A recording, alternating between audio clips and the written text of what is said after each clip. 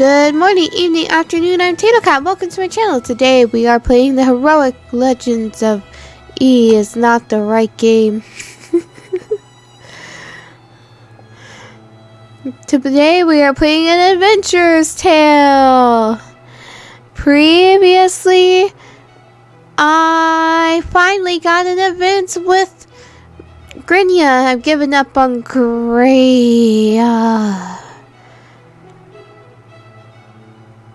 these names. And maxed out my party members pretty hardcore. And yeah, I've just been doing a lot of mercenary missions, and here I be. And we fought with her, well, sparred with her, and we lived somehow. Oh, we haven't sparred with her yet. Let's see if Garth lives or not. I hope so. We still have 20-something days. Garth, are you sure about this? Positively.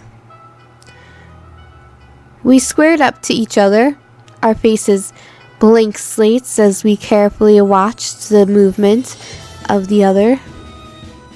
Despite her words, I could see Grynia's body tense in anticipation. She just wants to beat the shit out of me.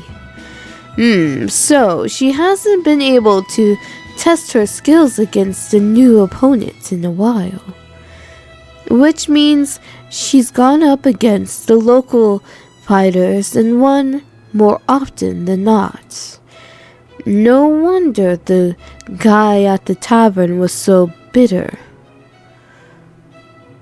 My respect for her went up a few notches. Right up with my caution and wariness. We circled each other slowly, her hand on the hilt of her sword. I made no inclination to do the same.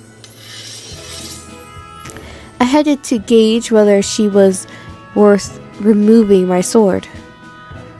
I mean, I like her, but standards are standards. Oh, I actually have to fight here. Wait, am I really fighting her 3-on-1? That's not fair. I should be a 1-on-1. Not that I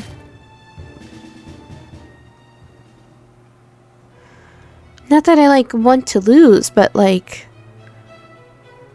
I have 2 people in my party. Victory. Received 13 gold and 6 experience. Found no items. I did get a CG though. Look at that.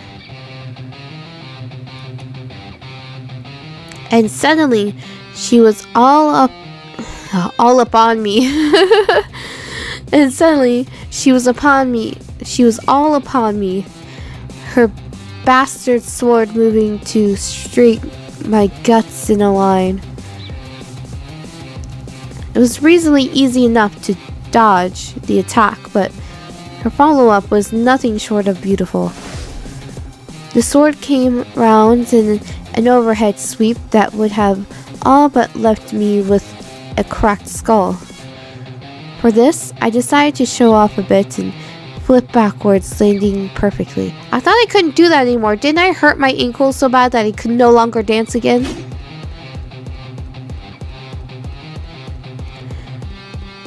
If she was surprised, she didn't show it. Instead, she simply made a sharp thrust towards my midsection. I twist my hips away in a very well-known manner that would have any woman's cheeks flaring.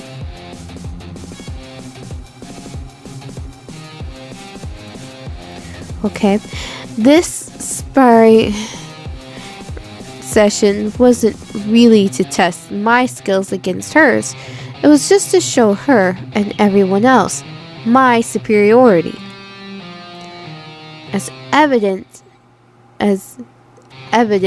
by the guards and servants stopping to watch the spectacle unfolding. Not like witnessed, but okay. Her lips curled into a slight smile. I smiled back at her. This woman is truly special. What another might have taken to be an insult or attempt at humiliation, she has taken as a challenge. And for that, she deserves more than me dancing around. Let's set this session to end after first blood. Oh, that's what Garth said, right? Let's set this session to end after first blood. Agreed. Nodding my head, I whipped my sword out. It had the girth of a bastard sword, but the density of a rapier. That sounds like an awful sword. It's like as big as a bastard sword, but is wonky and flimsy as a rapier. Because rapiers, I mean, I guess they're not flimsy, but they're made for like stabby, not slashy. They're like lighter, but they work because of their shape. But like if it was broad, wouldn't it just be all like bendy? Would that make for an awful sword? Whatever. Excellent for stabs and reasonably efficient at parrying.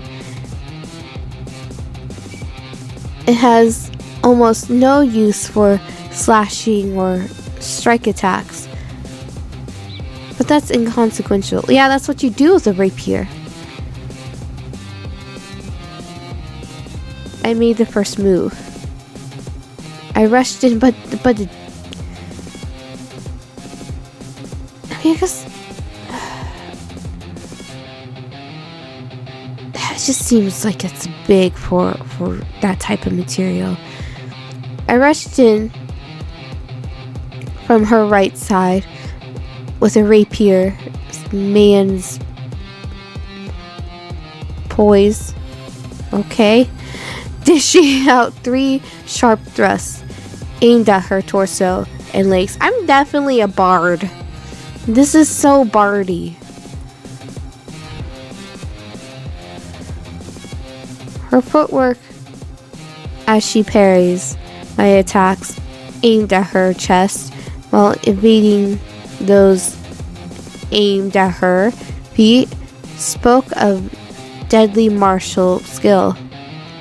Simple probing attacks like this would only waste both our times. I need to take this somewhat serious if I didn't want to tire myself out needlessly. Her skills may not be at par with mine, but anything can happen, really. With that in mind, it was easy to make the decision to commit a barrage of swipes and stabs at different parts of her body. Mostly her face and legs. Why the face? Her torso was armored, meaning my relatively weak blade couldn't penetrate it. But there were other ways to get what I wanted. Her defense was solid, my blade failing to define purchase or blood while managing to launch a counterattack on me. This woman is no pushover. She knows she's good, and she wants me to know it as well. She gives me a full-toothed smile that sets my heart aflutter. This woman may be terrible at romance of the body, but her romance of the sword is erotic. I feel like you could turn anything erotic. Her strikes are sure and powerful. Unlike before where I could easily parry them, I'm forced to dodge them all lest my blades shatter. It is during these attacks that I see my opening. Almost too fast for any eye to see, I activate one of my sword skills. I have no sword skills, I just smack things. And thrust out with my blade, aiming for her cheek. Still, Even with that, she moves her head towards the side, but not enough for my blade to miss her completely. I backtrack to a backflip and dash my sword. I backtrack to a backflip and flourish my sword, showing thin lines of blood along the edge. Her hand goes to her face, tracing along a thin line of red along her cheeks. She glares at me sullenly, a cute expression that brings out a more youthful picture of her. I can beat you. Let's go again. You probably could with just a bit more training and experience. She clenches her jaw. How often do you see combat out here? She sheathes her blade and wipes the sweat off her face before coming close to me. She seems a bit unhappy to have lost, but not in poor fashion. It's respectful, just clearly frustrated. Quite a lot, actually. We tend to have skirmishes with the monsters in the area every now and then. That makes sense, of course, with the distinct lack of adventures in this outlying state. The guards would have to take up monster calling duties. Given the militant nature of this particular town, I'd say that duty has mostly fallen to them in recent times. Given her level of skill, I can't see how Grania herself cannot handle the mercenary guild's requests. There must be something bigger they need help for, or it means he's looking for someone expendable. Well, unfortunately for him, I have other ideas. Alright. What should I do? Oh, Garth. Hope all is well. Alright, yeah, I've given up on just doing other quests, and I'm just doing her quest now. Looking for some work? Yes. I've been searching around for you. There you were, Garth. I've been searching around for you. Well, here I am. What do you need of me? There was an assignment that came in which most of our men couldn't handle, so I need you to do it. No problem, I guess. Tell me about it. A mob of forest shamblers have been spotted in the forest. We need you to clear them out. 3 of them, specifically. There. That would be doable. Okay,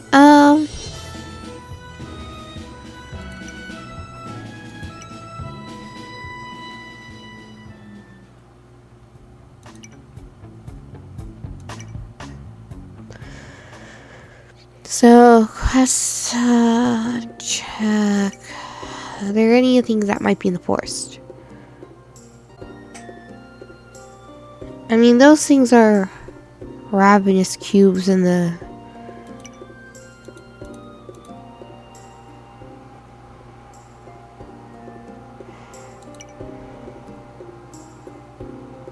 See, now it's this again. But sometimes it's not that.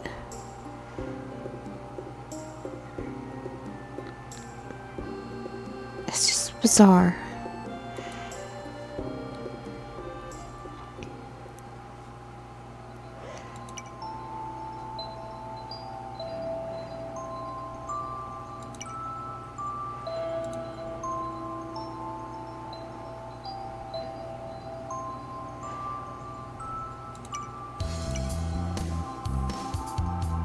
Okay.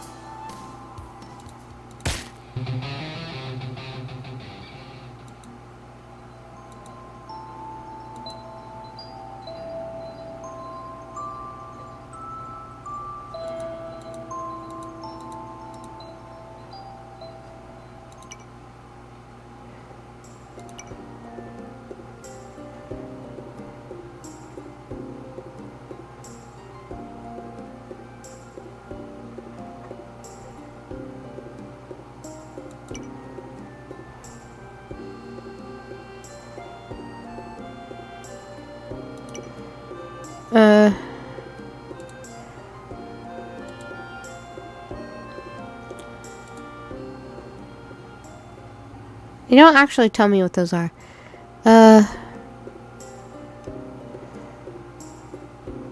forest path?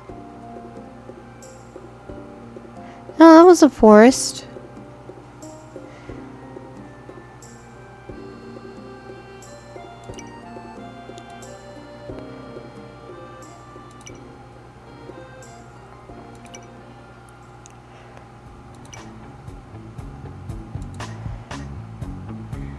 She's not going to give me any more info. Okay. That's not what I meant to click on.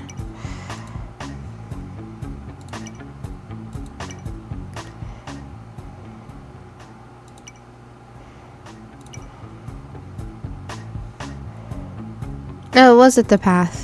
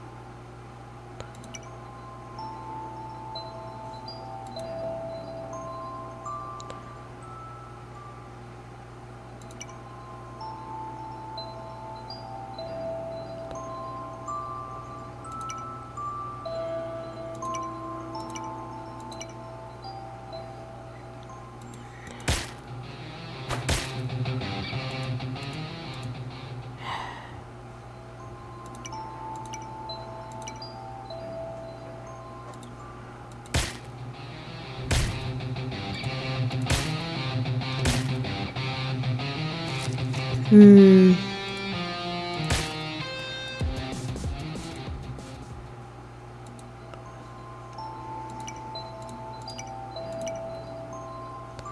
I don't think they're in this spot.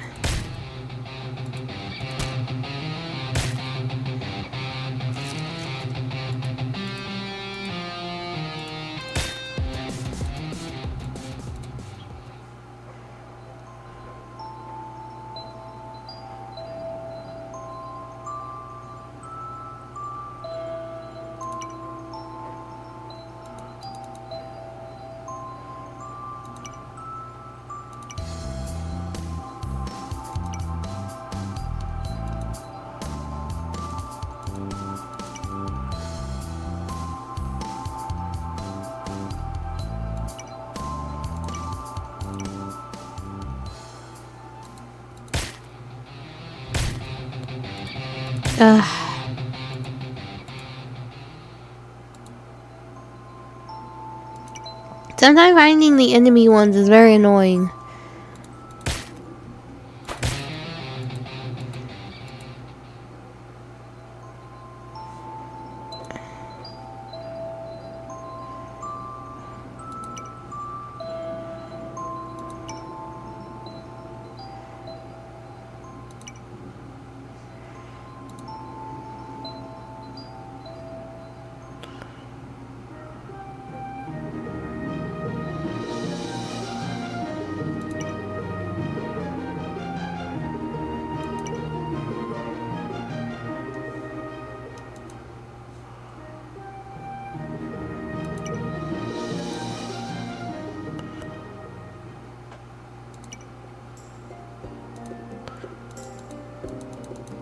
I can...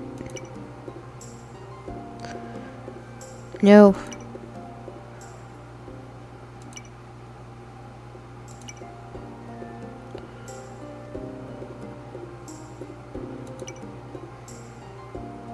Oh, this one.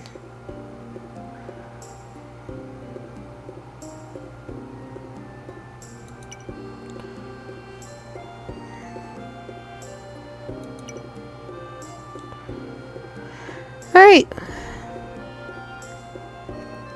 All the other quests are unimportant.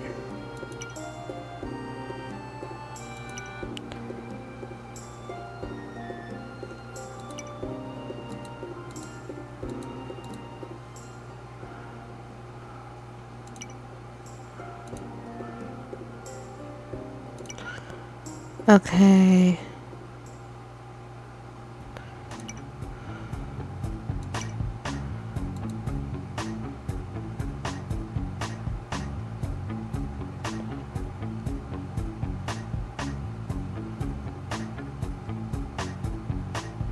Endurance.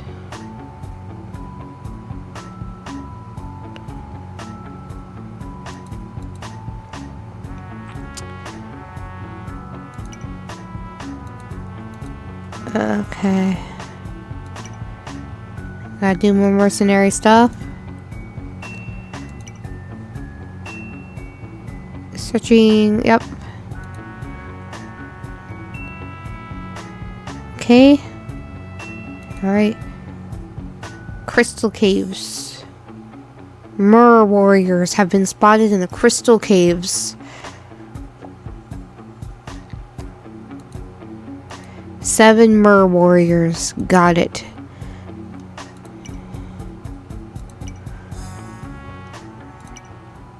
Mer warriors, here I come. Where are the crystal caves? Over here?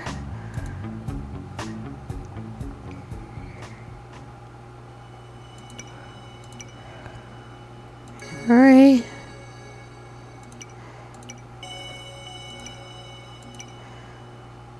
Are you guys mer warriors?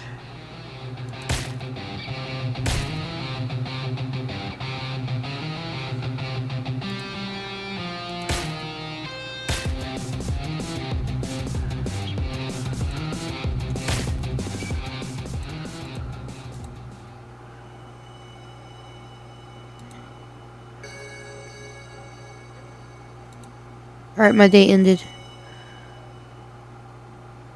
Oh, I have a dream. In the dead of night, I find myself dreaming. I stir in my bed.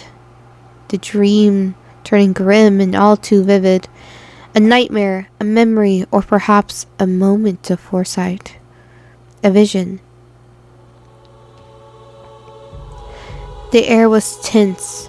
A group of soldiers standing before the woman draped in black and purple. I don't remember what voice I'd fit for her. Come forth, General Crooks.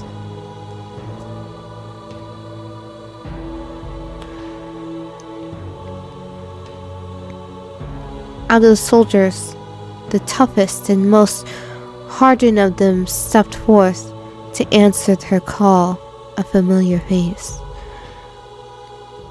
In the army, the Lich King rank is not decided on acquired skill, but power born from birth. As such, to become a general, one must be structured like crooks. Anything else will see you like the rest of the soldier, arrayed before the Lich King. Explain to me exactly how a human managed to permeate grotto. She sits on the throne, wearing a smirk that could only be called arrogance, yet beauty, if is undeniable. To every male lich in the room, Cosette is the only thing that they can focus on. not just because of her immense power, but her beauty. Your Highness, he is not ordinary human. We have tried ourselves to... He pauses, and when he begins again, his sentence's trajectory has completely changed. As you know, he is from... Chris's voice dripped with guilt. Even before the manifestation of fear, he could not bring himself to tell her.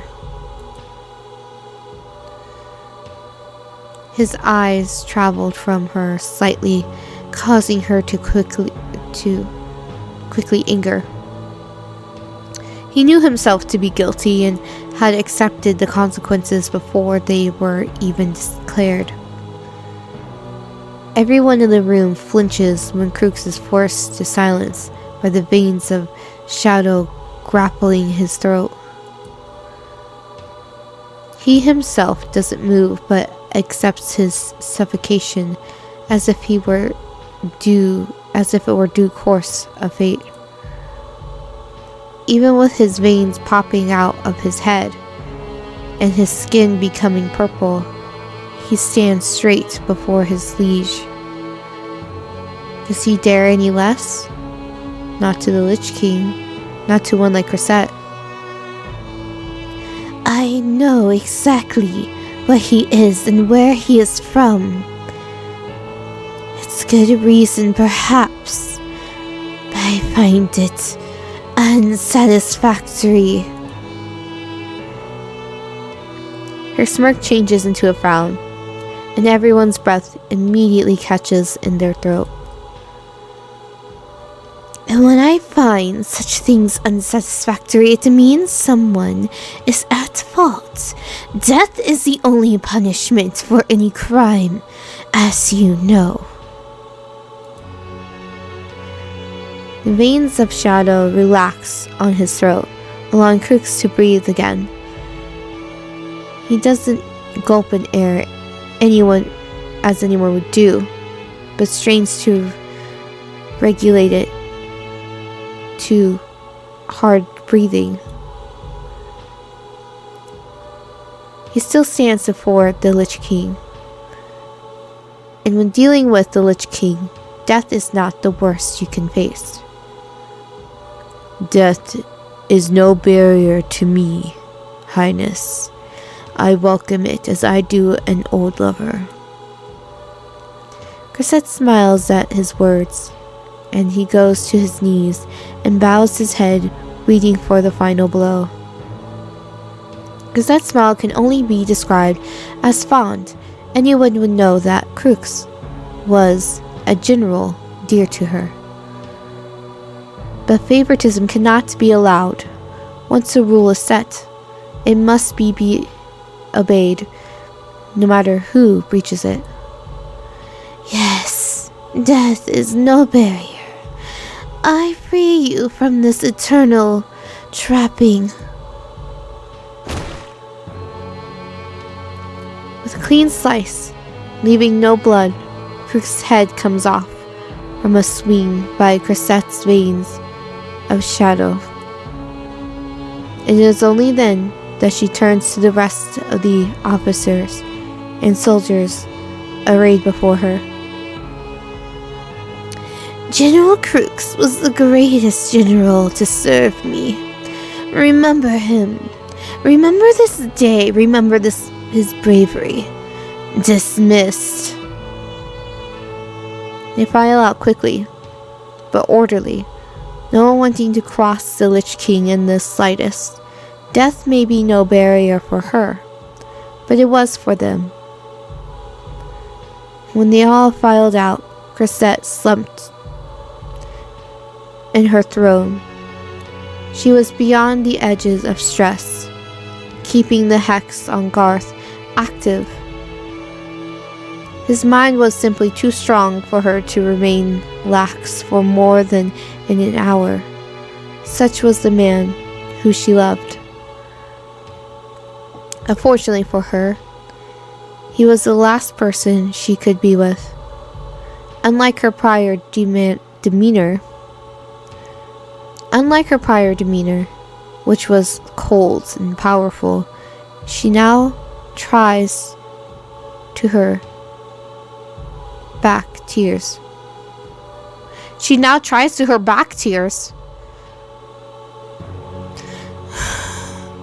Her voice is soft, stricken with slight stutter. Dear Garth. You can sense in the air. Something's changed. Storms are abound in the horizon. Monsters have grown stronger.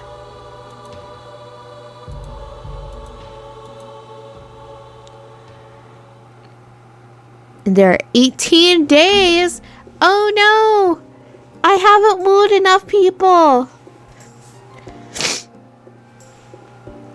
Well, the ending is upon us. And we'll just see if we can get there. And how we'll get there. Until then, see you next time.